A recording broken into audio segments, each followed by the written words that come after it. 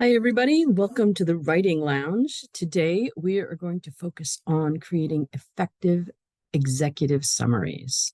So here we go. For those of you who don't know, I'm Allison Freyberg. I'm a professor of communication and cultural studies at the University of Redlands in the School of Business and Society. You can read about what I do there, and you can always reach me with that information right on the screen. So feel free to either subscribe to the channel or contact me with questions you may have. Okay, executive summaries. Here's a pop quiz for you. Or, I don't know, maybe not a pop quiz as much as all of the things that we tend to have trouble with executive summaries. We have to think about what the purpose of an executive summary is. We're going to think about what information an executive summary needs to include, what it needs to exclude, and that's a bigger question, I think, and why. And finally, how long it should be. When do you use these, right? What do they look like? What should they include? What should they not include? So let's dive in. Okay, here are common executive summary errors that I tend to see. They try to serve as an introduction to the report, and that is not what they're supposed to do. We'll talk about that in a minute. They try to serve as an abstract of the report, and that's not the function of an executive summary either. We'll talk about that in just a sec. And I think something that I see often is the executive summary tends to focus on the team of people who wrote the report, and that is definitely not the purpose of an executive summary. It lacks clarity or is too long or is too short. It has to be just that kind of Goldilocks size. We're going to talk about what that is. And it's just full of vague stuff. So it can lack clarity. Nobody really knows what you're getting at. It's not helpful. Or it's boring, and worse, absolutely full of jargon. And nobody needs that in the business world or in any organizational context. Okay, so those are the biggest errors I see in executive summaries for reports. So instead of talking about errors, let's talk about what we should do with them. First of all, what is an executive summary? And essentially, it's a concise document that summarizes the key points of a report. It's an insightful, that's the key word here, an insightful overview of a larger document. And what you need to remember, and you're going to hear this over and over again in the next 15 minutes, is it is the first and likely the only part of the report your audience is going to read. So that has to be guiding your decisions. Why include one? You need to include one because it's the most important element of your report, because, as I said, it's often the only thing your audience is going to read. And it can either entice your reader to dive in more into the details of the sections, or on the other hand, it could turn people off completely and just make them forget the report. And that's what you don't want. Who is it for? It's essentially for two kinds of audiences. One are the decision makers, and two, the people who are going to be affected by the actions recommended in that report. And I think you need to keep both of those audiences in mind. When do you need one? You need one when a project is long enough that people don't want to read it. Okay. And I know those are getting shorter and shorter these days. But if you have a document that's long enough that nobody wants to read it, and we all know what those are, that's a document that needs an executive summary. Business plans, project proposals, status reports, business cases, market analyses, financial reports, environmental studies, market surveys, research documents, consultancy reports. These all need executive summaries. A 5-page document does not need an executive summary. And how long should it be? I think most executive summaries can be between 1 and 3 pages. There are exceptions, of course, but 99% of what you're going to be responsible for is going to need an executive summary in the 1 to 3 page range. And 3 is kind of long. Okay, So let's talk about purpose a little more. We have 3 items here that tend to be at the beginning of documents, but they each serve very different purposes. As I said, common error is thinking that your executive summary is an introduction to your report. It is not. An introduction is there to gather interest, to set forth the question you're going to seek to answer, maybe to introduce the main players or characters in this report or in this whatever piece that's coming after. But that's not what an executive summary does. It's also not an abstract. Now, an abstract is usually used for academic work, and abstracts are usually 150 words. And they cover your essential elements, your argument, your scope, your method, and your findings. Sometimes findings aren't included, but the abstract is really a paragraph that's meant to summarize your document. And that is not what an executive summary is. What is an executive summary? Here's what it does. It identifies the need, the scope, the problem, and the objective of the project. It presents findings, results, and recommendations, including outcomes and deliverables. And it identifies value, impact, costs, and implications of the recommendations. And if that sounds like everything to you, that's exactly what an executive summary does. It gives everything away. It tells people what they need to know so they don't have to read your report. And as sad as that is, it's so completely necessary. Now, they can dive into your report to find details of some of these things, but chances are people are just going to read the executive summary. So it's not a tease. You're giving it all away. Everything in that executive summary, just in shortened, insightful form. So when you think about this arrow at the bottom, you can think about it in terms of how much gets revealed. And for an introduction, very little. It just intrigues. It sets up the premise. That's it. An abstract will summarize, but it's mostly an academic research project, may not include results, and it's very short. An executive summary provides all the information necessary to skip reading your report altogether. Okay, that's a blunt way of putting it, but I think it's an accurate way of putting it as well. Okay, so here are the elements of an executive summary. Strong executive summaries answer the following questions. What is the project's scope, the need or the problem, the possibility? What's the objective? What are you trying to achieve?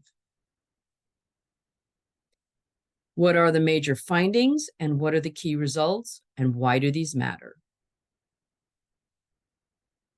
What are the recommendations, including those deliverables and outcomes? And what are the value, impact, costs, and implications of those recommendations? Now you'll notice this is basically a template for you.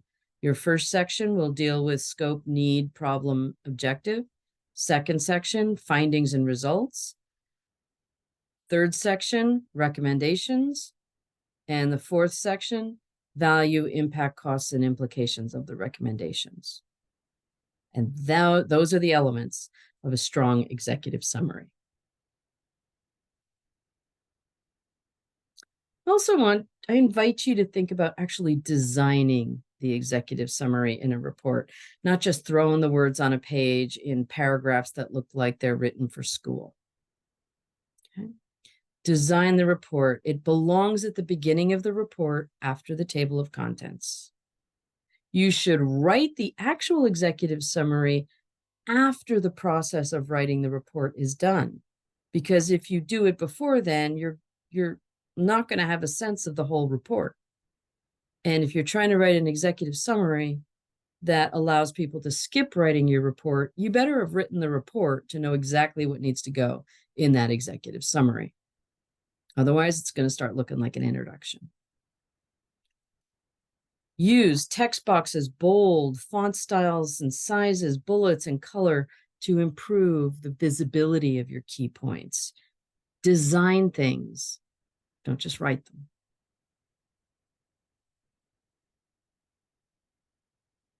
I think other than not providing all the information one needs in an executive summary, I think the second biggest problem is people being too vague and jargony. You're just using a lot of abstract terms or business jargon that means nothing to anybody or a million things to a million people, and there's no precision there. In order to be insightful, you need to be precise and specific.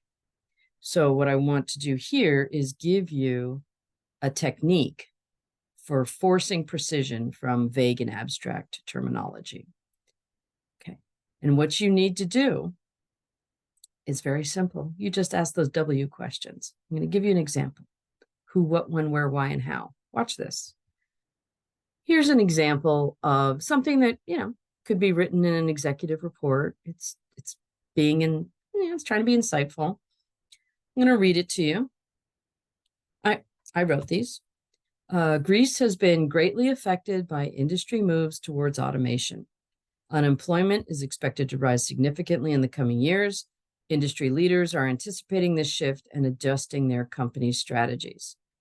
Okay, it's not horrible. I get a sense of what, the report's going to talk about. But I've highlighted in yellow here all the words that could be more precise. All the pictures we have in our head and are just not being honest about. And so greatly affected. And all I need are who, what, when, where, how, and why questions to help me be more specific and precise. So greatly affected, how much? How so? What's greatly? What kind of affect? Industry moves. Which industry moves are we talking about? Which ones aren't we talking about? Towards automation. Automation means a lot of things in a lot of different areas these days. What do you mean? Unemployment is expected to rise significantly. Significantly. How much? By how much? If you're writing a report, you are deemed to be an expert in this field, and you're providing counsel on an issue. Be precise. You need to know this information. Coming years. How many years? Industry leaders, which industries are anticipating the shift? How? And adjusting their company's strategies. Which strategies are being adjusted? How are they being adjusted? Now, you may say, oh, well, I'm going to deal with that later. Okay, maybe you do. But in my experience, we don't. And we just move on to more vague stuff. Here's how I use those prompt questions to rewrite that paragraph. The olive oil industry in Greece. I can see olive oil. That's precise. Anticipates automation will have the biggest impact on harvesting processes and ground transportation distribution channels. Now that's a mouthful, but I get it. We're transporting the olive oil. I get it, on the ground. That's what we're talking about. I can see that. Specifically, automation is expected to increase unemployment in the industry by 65% within the next 10 years. That's something a reader will pay attention to. Directors at Athens Oils, clearly I just made all this up, have already adjusted company strategy by implementing retraining options. That paragraph is much more specific than the previous paragraph. It's more insightful. It's creating a picture and specifics and precision for your reader. And that's imperative to do in an executive summary. There's such a temptation to be vague and general in executive summaries for a couple of reasons. One, you're trying to deal with so much content. And two, if you've left it till the end to do, which I do recommend you do, we give ourselves 15 minutes to do it. And that's going to be a project that takes a lot more time than that to do well.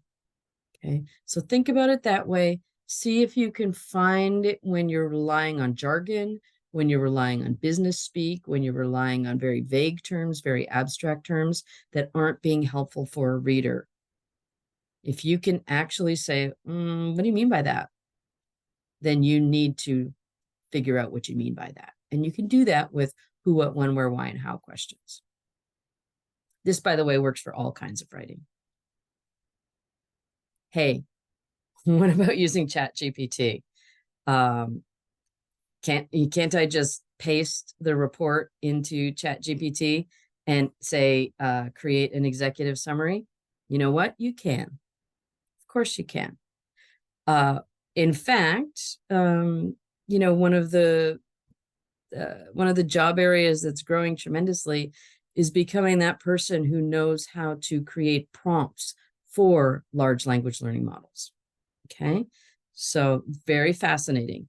But think about it right now, when you pop something into an LLM, a language learning model, what's it doing? Right? It's relying on all the words that it has, and it predicts what might come next.